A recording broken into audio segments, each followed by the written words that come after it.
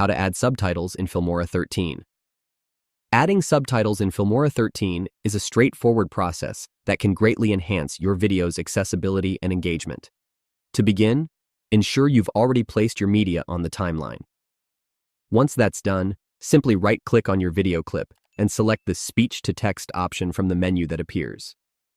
You'll see a settings window pop up, but for most cases, you can leave these settings as they are. Just click OK to proceed. Now, sit back and let Filmora work its magic. The software will analyze your audio and automatically generate subtitles for your video. This feature not only saves time but also provides a solid foundation for your subtitles, which you can then review and edit as needed for perfect accuracy. As a couple, they embark on a journey of joy, challenges, and personal